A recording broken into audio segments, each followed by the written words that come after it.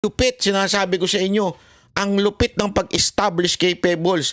Mantakin mo ha, si Pebbles Talakera, kita naman po natin yung baliktaran niyan, tapos kita natin yung kanyang mga kasinungalingan at alam nyo naman, may akusasyon pa yan, hindi ko na lang babanggitin pero tanong nyo na lang sa ibang vlogger, may akusasyon pa dyan. O itanong nyo na lang sa mga taga-Japan. Naku, ayoko na lang magsalita.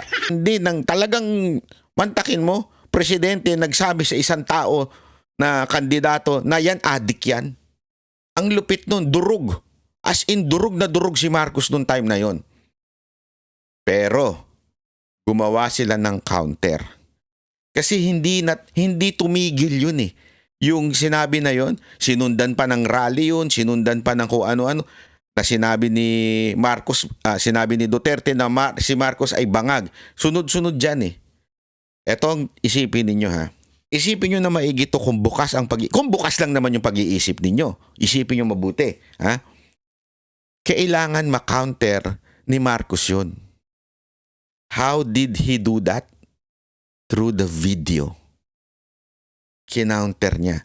Kailangan merong lumabas na peke. Para yung sinasabi ni Duterte ay magmukhang peke. Kailangan niya magplant ng mga tao na magsasabing eto yung video. Eto yung video na alam naman po natin sasablay.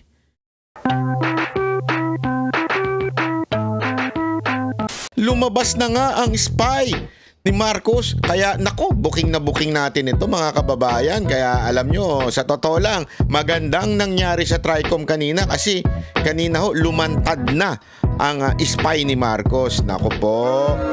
Ay nako. Napaghahalataan. Alam nyo mga kababayan, matagal ko na pong sinasabi sa inyo ito. Matagal ko na sinasabi sa inyo na talagang mag-iingat po tayo. Lalong-lana po sa mga dating loyalista ni Marcos na ngayon ay kesyo anti-Marcos na. Mag-ingat tayo sa mga ganyan. Sabi ko nga sa inyo, kung meron mga PhD o kaya masteral pagdating mo sa propaganda, yan po ay si Bongbong Marcos. Yan po ang hari ng budol. Yan po ang pinakamagaling na magsinungaling, pinakamagaling na mamloko ng tao. Alam nyo kung paano ko nasabi yan? Simple-simple lang naman po mga kababayan eh. Isipin nyo, pinatalsik na yung kanilang pamilya sa Pilipinas at talagang noon, nadiskubre na kaliwat kanan ng pagnanakaw ng kanilang pamilya.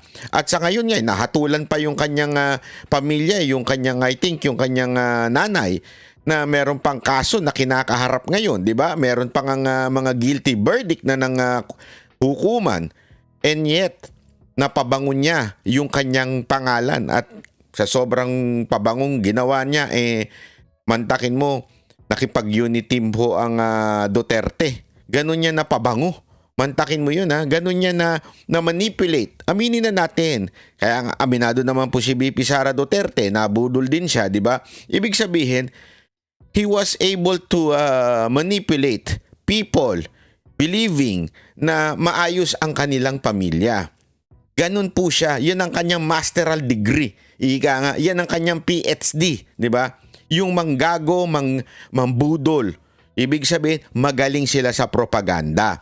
So, in line with that, sa tingin ko talaga yung mga estilo na nangyayaring fake news o kaya yung mismong video at yung mga taong nagkarga niyan, ika nga, ay sabi ko nga sa inyo, budol yan. Maniwala kayo sa akin. Simula pa lang, sinasabi ko na sa inyo, ayaw nyong maniwala. Nagagalit pa kayo. Kesyo, ang dami nyo pa sinasabi sa akin, ang dami nyo sinasabi sa mga banateros, pero una pa lang, amoy na amoy ko na yung ganyang galawan. Galawang Marcos yan eh. At kanina, napatunayan natin na talagang galawang Marcos itong lintik na issue na ito. Mamaya ipapakita ko, ipapaliwanag ko sa inyo kung paano yung kanilang style na ginawa sa kamera kanina. Ang lupit, sinasabi ko sa inyo. Ang lupit ng pag-establish kay Pebbles. Mantakin mo ha. Si Pebbles Talakera, Kita naman po natin yung baliktaran na yan. Tapos kita natin yung kanyang mga kasinungalingan at alam nyo naman, may akusasyon pa yan. Hindi ko na lang babanggitin pero tanong nyo na lang sa ibang vlogger. May akusasyon pa dyan. O, itanong nyo na lang sa mga taga-Japan. Naku, ayoko na lang magsalita. Ayaw ko na lang magsalita. Pero alam ko ang istorya niyan dito sa Japan. Lahat ng mga kakilala niyan dito, sinabi na sa akin kung ano ang karakas ni Pebbles dito sa Japan. Alam ko po. Hindi na lang ako magsasalita dahil mahirap na. Alam mo naman ngayon sa gobyerno, tila si Pebbles na ang standard ng katotohanan. Si Pebbles na ang standard ng karunungan. Sabi nga ito lang masasabi ko dyan. Ha? Birds, ha? Birds with the same feather, pack together. Ay, hindi. Iba yun. Ha? Sa madaling salita, pagka magkakarakas, pag pareho sila, magsasama talaga yan. Oh. Alam naman po natin kung anong karakas ni Pebbles. Inamin naman niya yan. Dati pa. Oh. Dati niyang daw ginagawa yun. Pero, hindi ako naniniwala. Walang pagbabagong magaganap sa tao unless ito'y hipuin ng banal na espiritu, ika nga. Hindi magbabago, hindi kaya magbago ng tao. That is impossible. That's beyond impossibility. Unless God moves. Sabi nga, unless gumalaw sa buhay mo ang Panginoon, diyan ka lang magbabago. Hindi mo kaya magbago. Kaya yung sinasabi nilang, nako, dati siyang ganire, tapos ngayon, hindi na daw. Puta, maniniwala kayo doon? Hindi ako naniniwala doon. Maniwala kayo sa akin. Kalokohan yan. At no wonder, bakit bumalik siya kay Marcos? Alam na natin. Magkapareho ng karakas Oh, baka magkasama pa yung nako. Hindi ko na lang sasabihin pero baka magkasama pa yan. Oh. At ngayon napatunayan natin na talagang meron silang binuong script at ito masama mga kababayan. Ito masama. Na sana ngayon nare-realize yun na. Kaya lang tila yung iba bulag pa rin bahala kayo sa buhay ninyo. Basta ako, hindi ako gullible. Basta ang Banateros, hindi gullible. Hindi ako gullible. Maniwala kayo sa akin. Hindi, ako ang tinasabing mataas ang radar sa mga ganyan. Hindi ako basta-basta nabubudol, naloloko, o nauuto. Yan ang tandaan ninyo. Sinasabi ko na sa inyo, mag-ingat kayo sa dating loyalista na ngayon nagpapanggap na anti-Marcos. Alam mo ang Marcos, kayang magtanim niyan ng fake news. Kaya niyang magsabi kabilang bakod tapos mag-pretend na kaaway niya sarili niya. Tapos kayo maniniwala. Maniwala kayo sa akin, ganyan ang mga Marcos. Kaya nga, alam mong strategy nila? Paa-atake sila ng paa-atake. Tapos si Marcos kunwari magpapaawa, magpapaganyan. Parang inaapi ako. Style nila yan. O, panoorin natin itong parte ng Tricom kanina, ay kahapon, dito kay Pebbles. So, ito panoorin natin. Nung gabi na yon, kung ano man ang pinag-usapan nyo doon, specifically yung supposed photo na gumamit ng cocaine si PBBM, ay parte ng plano na pabagsakin ng gobyerno ayon kay Harry Roque? Sa palagay ko po, Mr. Chair, parte po yun ang plano ng gusto nilang pabagsakin ng presidente. So diyan, dinedegrade nila yung issue ng bangag si Marcos. Sinasabi nila, pinaplano pabagsakin siya. Eto, makinig kayo. Makinig kayo ha. Ipapaliwanag ko sa inyo na maigi para maunawaan ninyo at sana bukas ang pag-iisip ninyo. I pray that you open your mind about this. Kasi marami talaga sa atin, madaling-madala, nabudol na kayo noon, nagpapabudol pa rin kayo hanggang ngayon. Eto lang, makinig kayo na mabuti. Si Pangulong Duterte ay isang matibay na sandigan at pag nagsalita ay hindi huyan out of nowhere o kinukuha lang yung salita niya sa hangin. Si Pangulong Duterte pag nagsalita, meron po yang pinanggagalingan. At yung intelligence niya ay isa sa mga strength ni Pangulong Duterte. Alam niyo kung bakit? Dati siyang mayor. Alam niya ang galawan na ganyan, yung intelligence para makahuli ng kriminal, para makahuli ng taong dapat hulihin. Diba? Diyan po gumagalaw ang galaw ng mga mayor. nung naging presidente siya, nakita niya lahat yung mga dapat niya makita. At kaya nga po, ito lang, for your information. Okay? Nung una niyang sinabi na bangag si Marcos, hindi nga lang niya pinangalanan nung time na yon, pero meron siyang sinabi na isang kandidato dyan, nagko-cocaine. Nung binanggit niya yon, tandaan niyo it was my first interview. Naging trending po yan, yung online. Alam niyo po ba na ang topic that time, supposedly, nung kami po'y nag-uusap off-cam, ang topic po niyan dapat ay yung tungkol kay Bongo na hindi siya kinokontrol ni Bongo. Kasi si TP nagpalabas sa social media na kesyo, di ba si Pangulong Duterte sumama kay Bongo doon sa filing ng candidacy ni Bongo. I think it was Vice President pa. Tapos pinalabas ni TP na kesyo kinokontrol daw ni Bongo si Pangulong Duterte. Nung gabi na yon, nag-usap po kami ni Pangulong Duterte at nandun din po si Senator Bongo. At ang dapat na interview ko ay gusto niyang sagutin yung tungkol doon sa kinokontrol siya. Yun po dapat talaga ang tema ng interview. Okay? Pero, during the interview, it was recorded. Biglang nagsalita si Pangulong Duterte na may isang kandidato dyan na gumagamit. At hanggang ngayon ay gumagamit pa rin. At that time, nasyak ako nun kasi ako yung nag-i-interview at that time eh. Online yun via Zoom. Pagkatapos nung aming recorded video, tinanong ko pa yun. Sabi ko, Mr. President, are you sure na gusto nyong ilabas ito? Kasi alam ko that it's going to be a trending or hindi lang sa trending, talagang masasyak ang taong bayan nun. First time niyang sabihin na gumagamit si Marcos nun. Wala nang iba kasi na tinutukoy doon, obvious na obvious naman. Alam nyo, ang sagot niya, yes. With all the convincing, yes, gusto ko ilabas yan. Wala nang nagawa si Bongo, wala na hong nagawa yung, kasi at that time, presidente pa siya eh. Wala na hong nagawa ang protocol, wala na.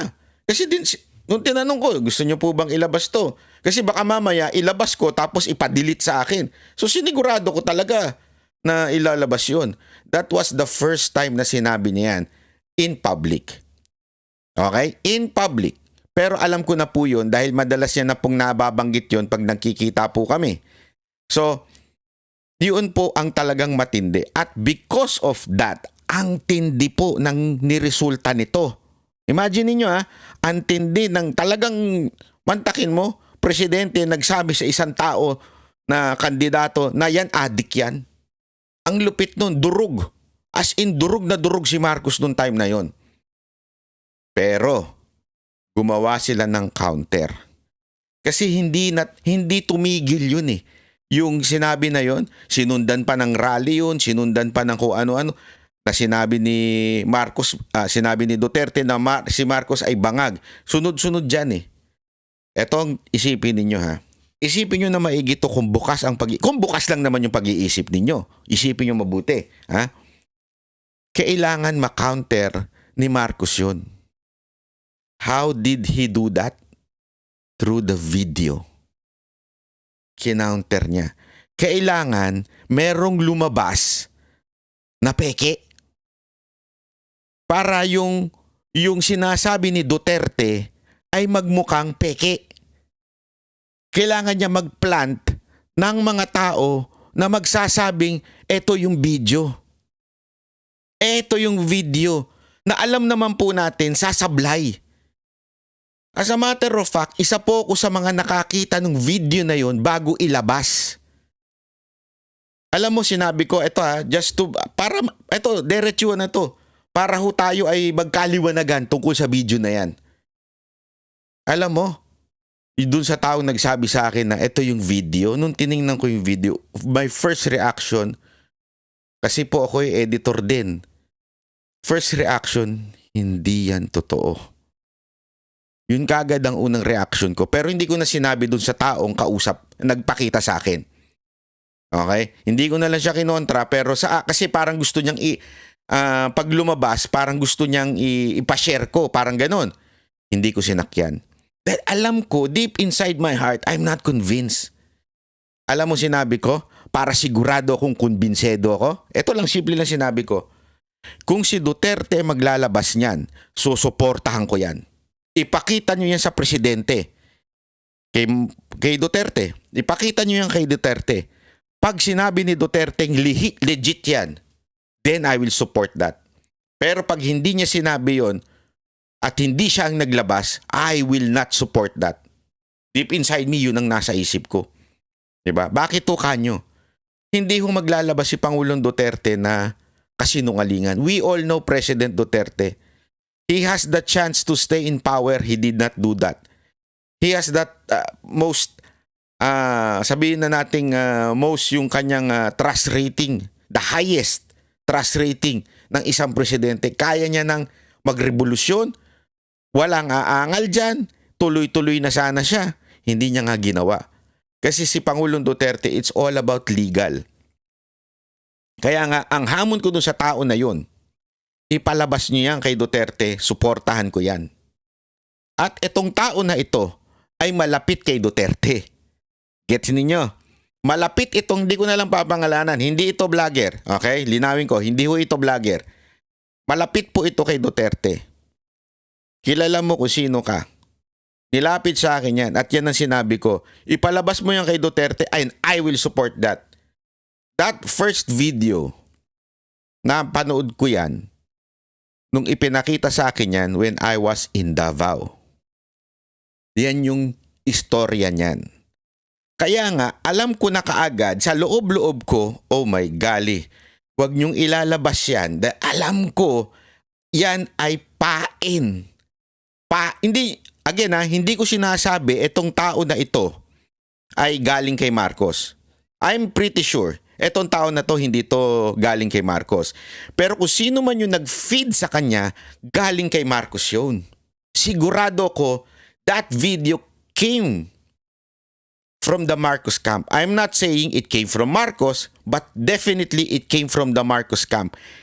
Alam nyo, hindi ko na lang sinasabi yan nung time na yan kasi alam ko maraming magagalit sa inyo. Iisipin nyo na naman, this is about Maharlika and me. Hindi, this is not about Maharlika. Maybe, kahit nga siguro si Maharlika, na-feed siya ng fake.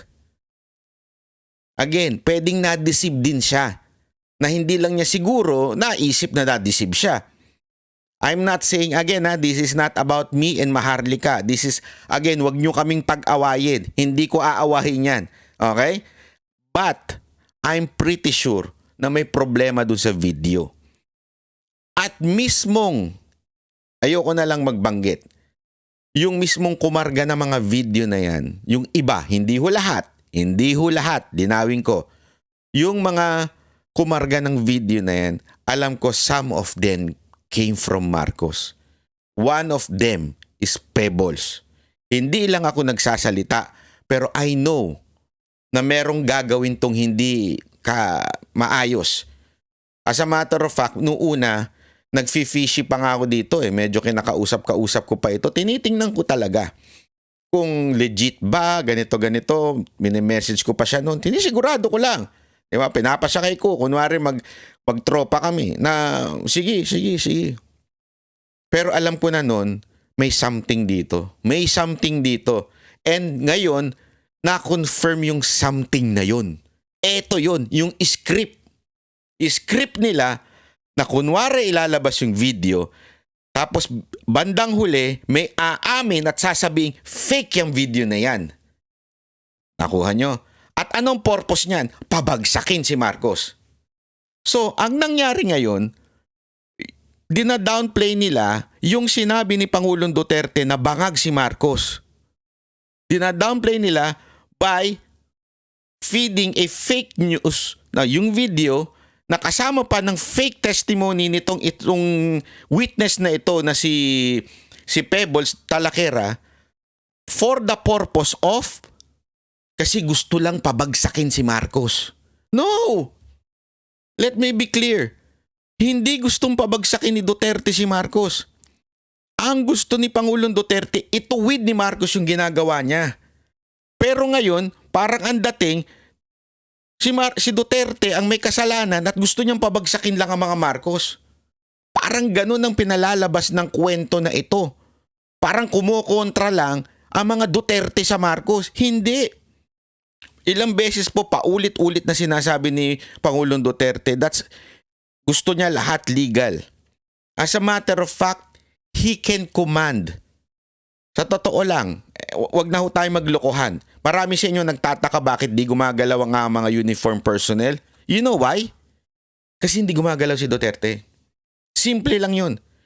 Sigurado ako, marami dyan, at alam ko yan, marami ho sa uniform personnel are still, yung passion nila o yung kanilang pagmamahal ay na kay Duterte pa rin. He can command a revolution but he is not doing it because ayaw niya sa illegal. Gusto ni Pangulong Duterte lahat daanin sa legal na paraan. Hindi ang pabagsakin ang gobyerno. Ayusin lang. Alam niyo kung bakit? Eto, sasabihin ko na laman sa inyo. Anyway, basta, nung unang rally, i-rewind ninyo, the first launching of Maisog in Davao, I was there. I was invited by PRRD before sumalang siya sa stage. Kasama ko pa si Mocha nun. You would see it, may picture yan. Nilabas ko. Alam ko na ang sasabihin ni Pangulong Duterte bago niya pa sabihin sa stage. Kasi sinasabi niya na sa amin po. Hindi ko na lang sasabihin kung sino-sino pa yung nandoon na nagsasabi. But definitely not me, not Mocha, not even June Ebasco. May mga nagsasabi na parang it's time Mr. President, nasa sa inyo na yan, kayo na talaga ang susundin ng tao, kahit polis, kahit sundalo, susundin kayo. Alam mo, sabi lang ni Pangulong Duterte doon sa group of people na nandun, simple lang ang sinabi niya. Ayoko kasi ang makikinabang anak ko, hindi maganda. Alam mo, nung time na yun, dun talaga ako rumispeto sa mamang to. Sabi ko, grabe talaga ito si Duterte. Kaya niya Kaya niyang manguna. Kahit ngayon, lalo na ngayon. Kayang-kaya niyang manguna. Kayang-kaya ng anak niyang manguna. Pero bakit hindi ginagawa? Kasi nga, alam ni Pangulong Duterte na ang makikinabang yung anak niya. Ganon ang delikadesa ni Pangulong Duterte, ganong katindi. Ngayon, etong mga to, yang mga yan, nakikita ninyo, nandyan yan para durugit ang credibility ng mga sinasabi ni Duterte. Kaya ako naiinis. Naiinis ako pag hindi na lang ako nagsasalita.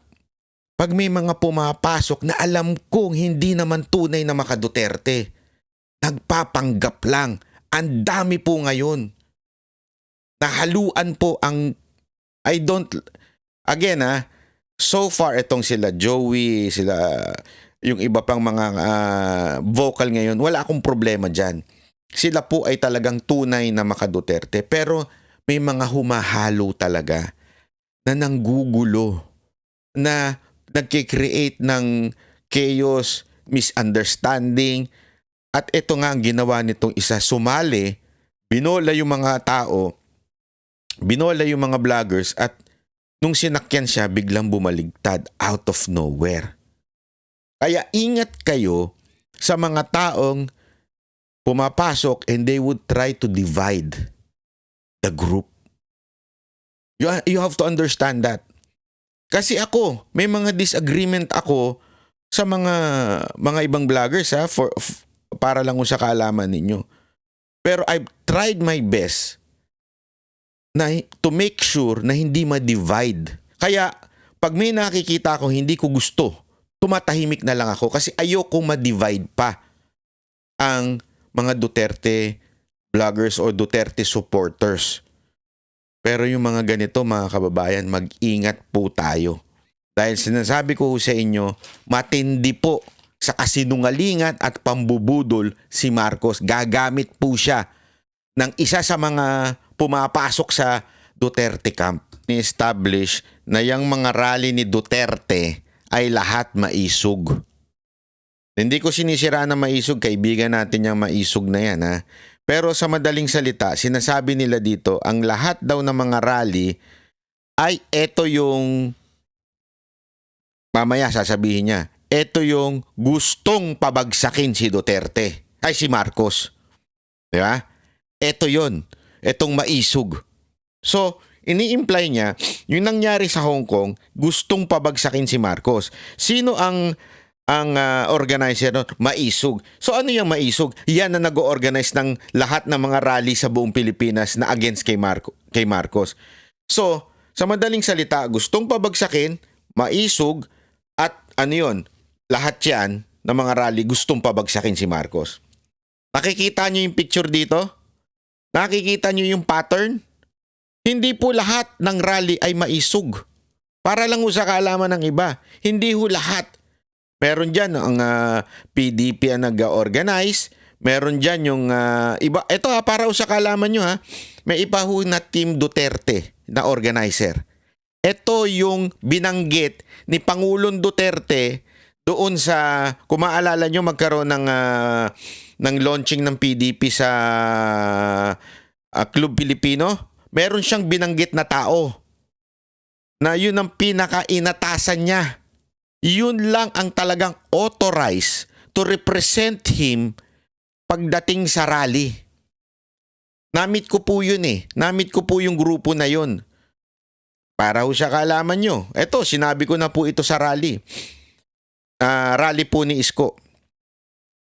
Pinagpaplanuhan na po noon yung Team Duterte, yung mismong inatasan ni Pangulong Duterte na sumama sa isang rally ni Yorme, ni Isko, para i-endorse yung mga kandidato. Yan po yung pangako ni Pangulong Duterte nung nagpunta kami ng Banateros dun sa nagkakantahan kami.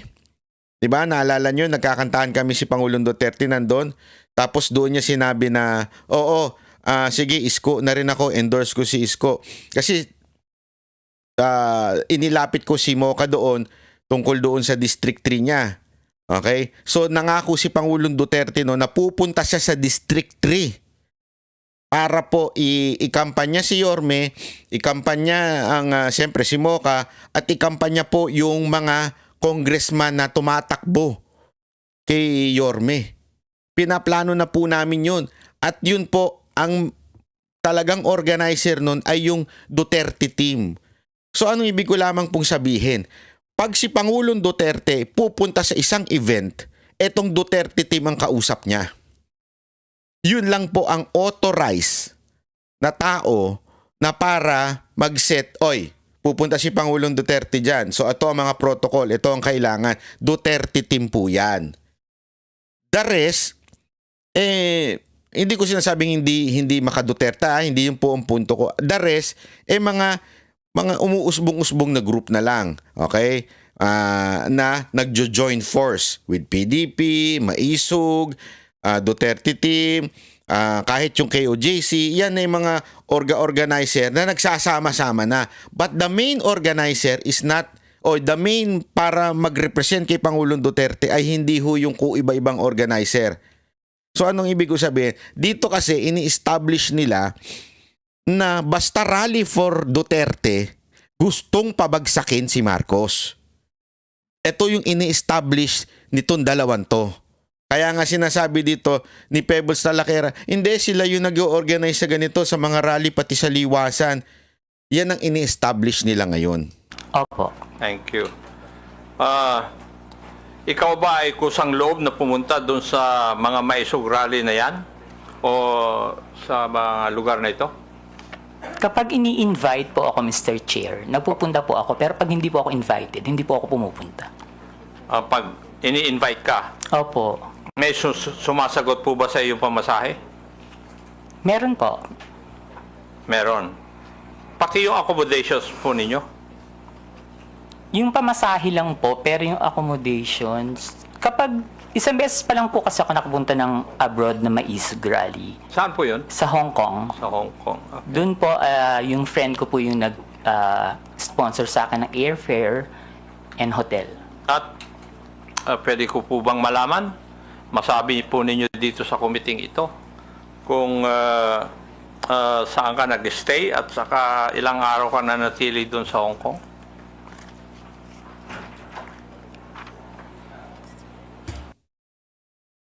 Ang tagal niya mag-isip dito. Pero yung date ng Hong Kong, alam niya. Ang bilis niyang sumagot. You would see the inconsistency sa tao na to. Alam niya kung kailan siya nagsimula kailan yung maisog Hong Kong. Pero ang tagal niyang sagutin ito. Ayan po, ayan po naman ina-establish na siyempre, di ba? Hindi ko naman sinasabing hindi malapit si Roque kay Pangulong Duterte. Kailangan maghanap ni Pebbles yung malapit sa Duterte. Alam naman po natin na naging spokesperson si Roque. Pero pagdating sa yung talagang malapit na malapit, hindi ho ganun. Sa tingin ko po masasabing siguro malapit siya kay BP Sara Duterte. Pero pagdating kay Pangulong Duterte, ang alam kong malapit ay si Panelo. Si Panelo talagang nakakausap, nakaka-text, lahat po si Panelo po talaga. Kasi matagal niya nang kasama po sa Davao yun. Again, hindi ko po sinasabing hindi malapit si Roque Pero dito ini-establish kasi na si Roque, alam naman po natin, again hindi ko po sinisiraan si Roque.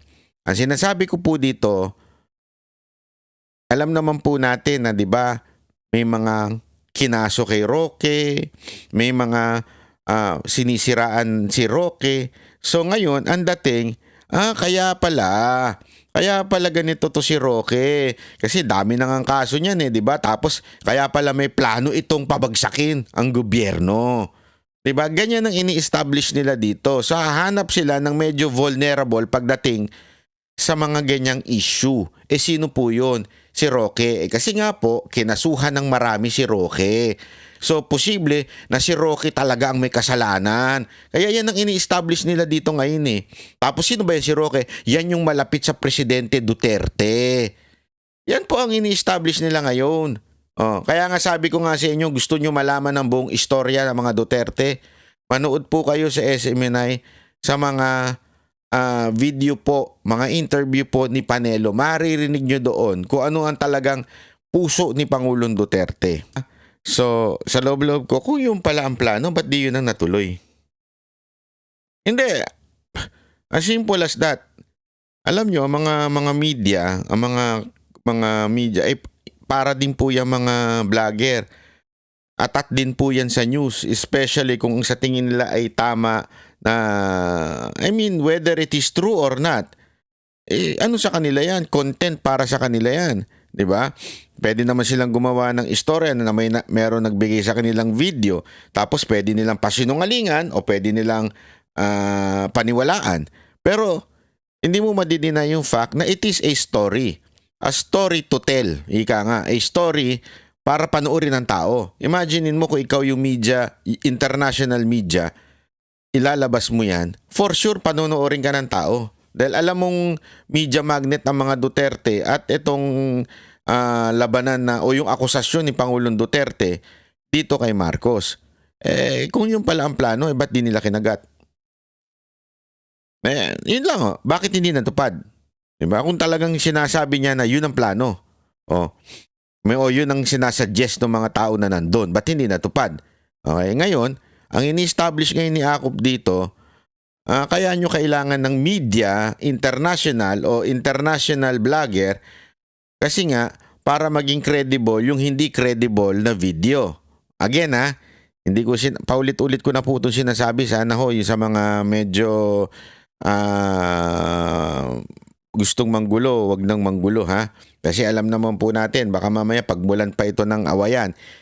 Uulitin ko po, sa tingin ko talaga pain yung video na yan. Paulit-ulit ko na sinasabi yan, pain yung video na yan. 'Di ba?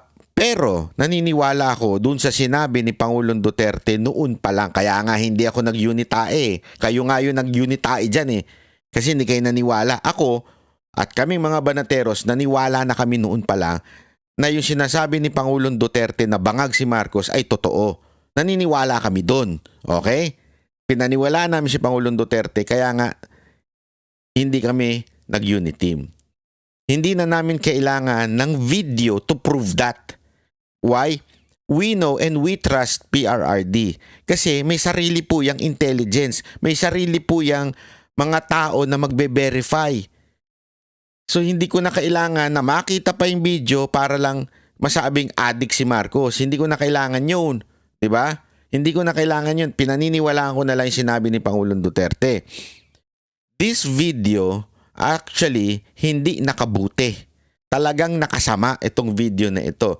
Ngayon, lumalabas again ang pinag-uusapan natin dito, it's not about the Duterte community o the Duterte supporter community. Maaari sa mga Duterte supporter community, that video did well. But doon sa labas ng bubbles ng mga Duterte supporter, hindi nakabuti yan. As a matter of fact, lumalabas pa sa kanila na nagfe-fake news ang mga Duterte vloggers.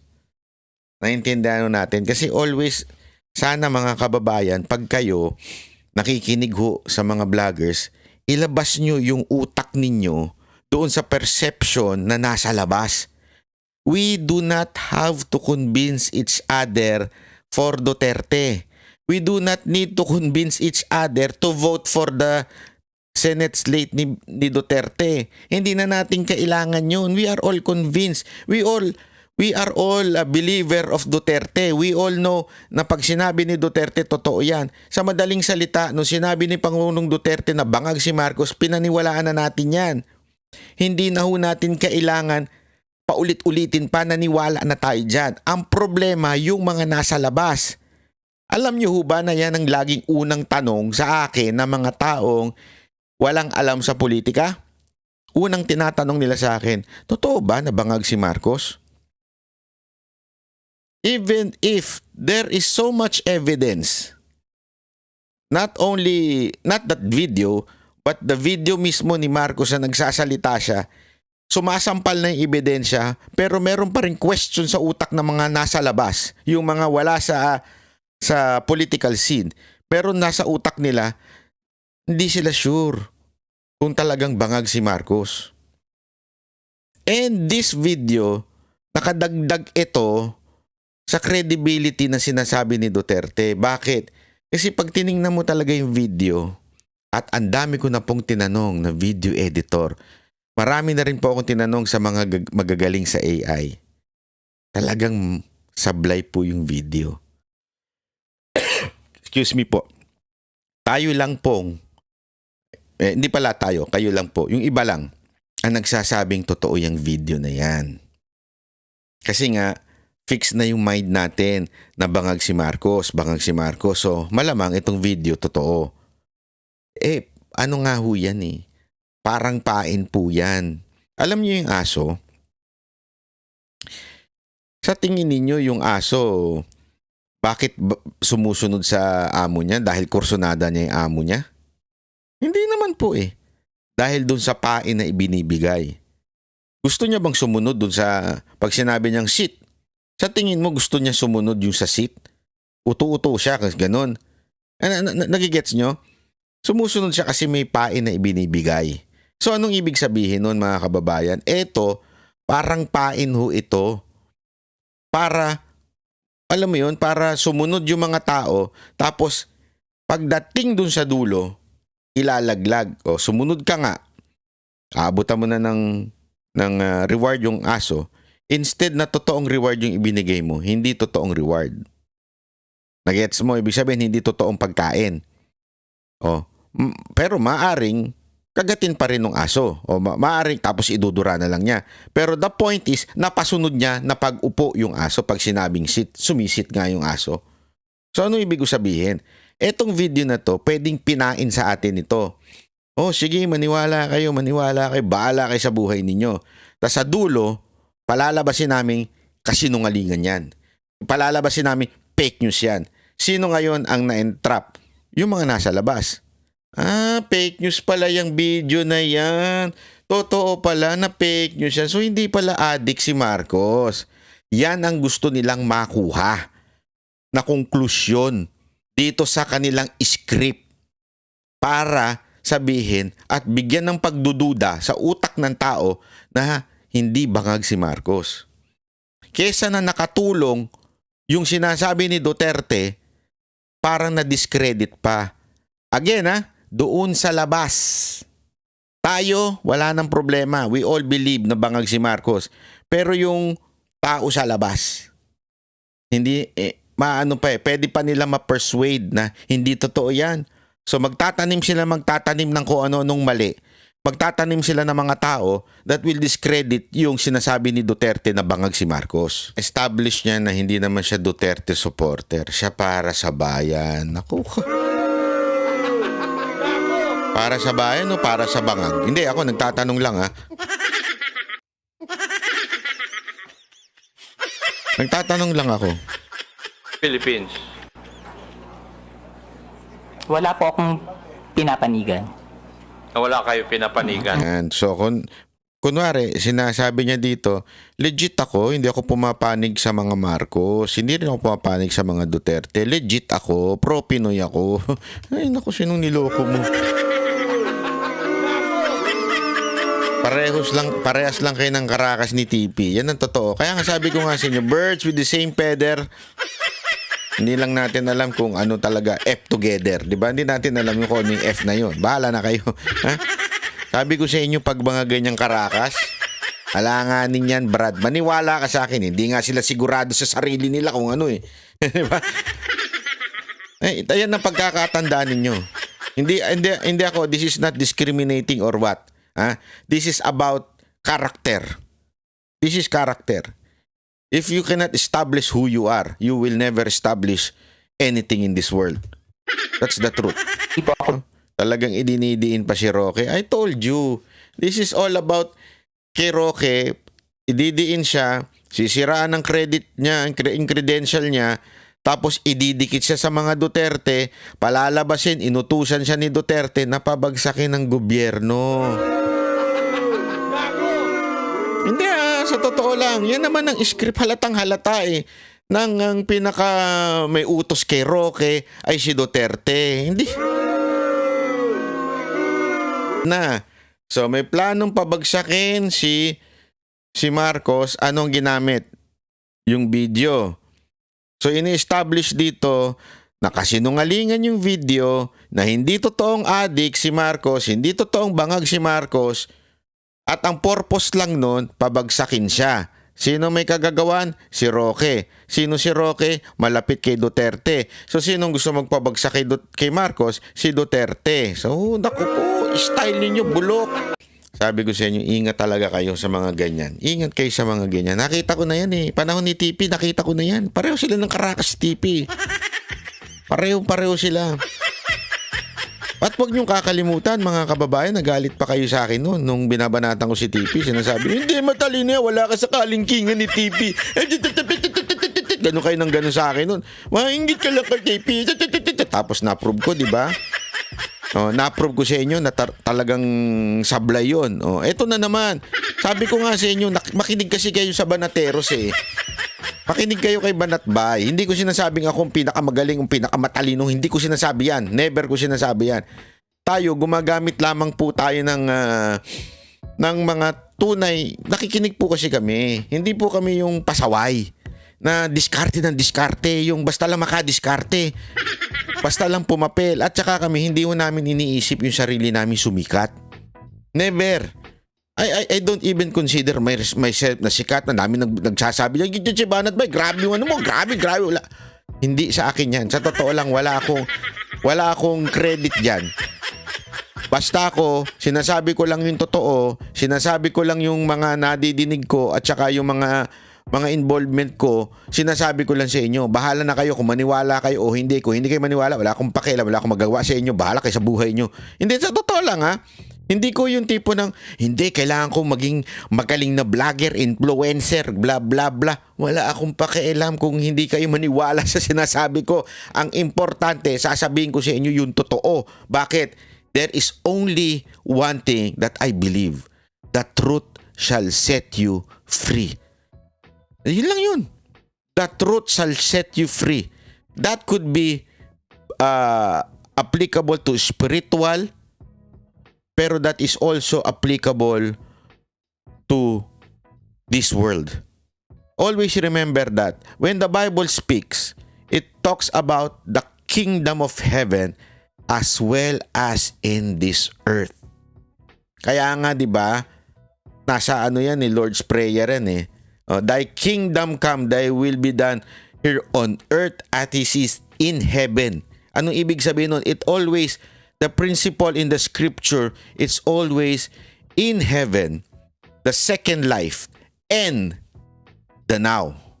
Sabihin yung ngayon, sa buhay na pag sinabing the truth shall set you free, panghawakan mo ang katotohanan and you will never get masasabi nating lost o yung madidiskarel ka. Alam mo yung mawawala ka sa panghawakan nyo lang yan. Kaya mga kababayan, ingat po tayo. Dahil tulad din po na sinabi ng Biblia, lalabas at lalabas ang mga bulaang propeta. Ano ibig sabihin ng bulaang propeta? Hindi lamang po yung nangangaral Tandaan ninyo, ang applicable ng application ng propeta in the past, in the Old Testament, is parang sila yung pinaniniwalaan ng tao. O parang sila yung pinaka quote-unquote may direction.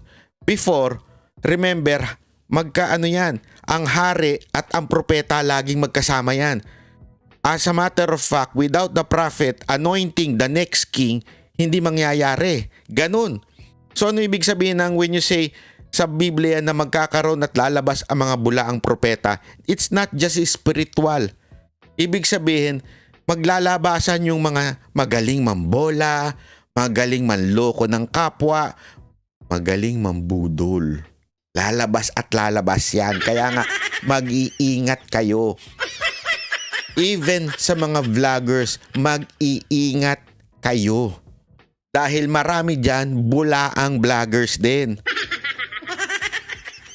As I always say this in my blog, do not believe me. Do your own research. Kayo mismo mag-research, magtanong-tanong, panoorin nyo lahat ng mga videos na nagsasalita. Yung mga kaya nga ako nagbibigay sa inyo ng mga suggestion Ito yung mga taong panoorin ninyo kasi itong mga tao na ito, they know what they're talking about. When I want to know kung ano talaga yung gusto ni Pangulong Duterte, isa sa pinakikinggan ko po si Sal Panelo. When I want to know the heart of BP Sara Duterte, meron din po akong pinakikinggan. Kasi magkaiba ho yung tao na yun. So dapat po ganun tayo, matuto tayo mag-research, wag lang tayong gullible na naniniwala basta-basta. Duterte supporter yan. O tingnan ninyo, naniwala kayo kay Pebbles noon, di ba? Hindi, totoo naman ilan pa ang paniniwalaan ninyong Pebbles? Sige nga. Ilan pa po? Ilan pa? Meron pa isa dyan Isa ring Barbie. Na pinaniwalaan din ninyo. Ano nangyari? Nanggugulo na ngayon. Diba? Hindi ko na lang papangalanan kung sino yun. Basta again, always remember this mga kababayan. Do not believe agad-agad. Do your own research kasi alam nyo, eto gusto ko lang kayong tapatin. Pagdating sa fake news, wala akong exemption dyan. Anong ibig ko sabihin? Fake news, they come from different camps, different colors. Meron yan galing sa mga pulahan, meron yan galing sa pinklawan, meron yan galing sa mga Duterte. Wala akong sinasanto ang fake news. Bakit to? Ang fake news, pwede hong magpanggap yan ng kahit na anong kulay. The reason for fake news is simply content. That's the reason, yung pinaka-root cause. Di ko maintindihan bakit itong mga congressman natin hindi nila maunawaan. The only reason for fake news is kumikita kasi yung nagpapakalat ng fake news. Tandaan niyo yan. O kaya nga dati, di ba, na-fake news kayo yung Talano Gold. O kumita kasi yung baboy na yun Ngayon, ang taba-taba na, bumabalik na naman. Di ba? Hindi ko na babanggitin kung sino yun. Kasi kumita siya sa fake news. Kasi ang Pilipino, by nature, ang hilig natin sa mga conspiracy, Hindi ko alam kung tayo lang ba, pati yung mga ibang lahi. Ang hilig natin sa chismis. Gustong-gusto natin yung naiintriga tayo. Gustong-gusto natin yung basta, alam mo yun, basta, hindi, gusto ko yan kasi ano yan eh. Totoo ba? Ang hilig natin sa, bakit to? Ugali na natin yan. You know why? Unang panahon pa lang, mahilig na tayo dyan. Kasabihan. Same thing. Yung kasabihan na yan, fake news din yan. Ngayon, fake news na tawag dyan. Halimbawa, huwag kang matutulog na basa ang buhok mo. Bakit? Masisira ang ulo mo. Sino nakadinig niyan? Pamahiin natin mga Pilipino yan, di ba? Pag natulog kang basa, pagising mo, sira na ulo mo. Alam mo, mga kababayan, dahil sa sobrang sutil ko nung bata, tinry ko yan. Di nga, totoo ba yan? Natulog talaga akong basa ang buhok ko. Paggising ko, hindi naman sira ang ulo ko. Sira lang ang bumbunan ko. Nakalbo ako. Hindi, biro lang. Ibang dahilan ba't ako nakalbo? Dahil kay Dennis Rodman. Hindi nyo kilala yun? I-google ninyo. Ginaya ko kasi yung buhok nun palit-palit ng kulay. Yun, nakalbo ko. Hindi ko alam. Fake pala yung kulay niya. Spray lang. Ako, kada linggo, nagpapableach. Yan, nasira na yung buhok ko. Sayang, long hair pa naman ako nun. So, ano ibig ko sabihin? Kasi ang fake news po, parang pamahiin, ang hilig natin dyan. Bakit ba tayo naniniwala doon sa pamahiin? Kasi iniisip natin, wala namang mawawala pagka naniwala tayo dyan eh. Yan ang ugali natin eh. Wala namang mawawala kung paniwalaan natin. Wag natin itapat yung paanan ng kama doon sa pinto. Wala namang mawawala. Meron pa tayong oro, plata, mata. Alam niyo yun? Kung hindi niyo alam, bata pa kayo. May mga ganyan pa tayo. Kailangan ito, ganito, dito ilalagay. Magsabi nga kayo ng mga pamahiin na naloko kayo. Tapos sagot? Wala namang mawawala kung sakaling sundin mo yan. Ano ba naman kung masunod mo? Di ba? Sasabihin natin, walang mawawala. Kaya bit-bit natin yan ngayon. Pag nakakita tayo sa social media, maniniwala tayo kagad. Wala namang mawawala kung maniwala ako eh. Actually, maganda pa nga i-share yan kasi intriguing eh. Pag sinare ko yan, mas marami pang... fame hoarding kasi tayo minsan eh. Pag gusto natin ng fake news para i-share natin o di kaya ibabalita natin para marami nagla-likes din sa atin. Para marami rin nag-share ng natin kasi nakatingin tayo sa likes. Nakatingin tayo sa views. Gusto natin kasi sikat din. Kaya ngayon, pasa-pasa ngayon ng fake news. Kaya gusto natin nauuna tayo sa fake news. Ito, again wala na pong kulay ito. Kaya nga sinasabi ko sa inyong paulit-ulit huwag po tayong basta-basta share. At alam nyo, I am also guilty of that. Baka sabihin niyo nagmamalinis ako. Hindi po. Minsan natetempt din ako pag makasarap i-share nito. Buti na lang may ways kaming banateros to fact check. Una-una nagtatanungan kami. Pag hindi pa walang may alam sa amin kung saan galing yung source na yon, tatanong na mismo namin sa opisina para siguradong hindi kami nag-share ng fake news. Ganun po. Sa opisina, sa SMNI po, sila talaga may sources sila, may researcher sila. So sinisigurado na po namin. Kaya sana ganun din po tayo bago tayo mag-share basta-basta, mabibiktima tayo talaga ng fake news, di ba?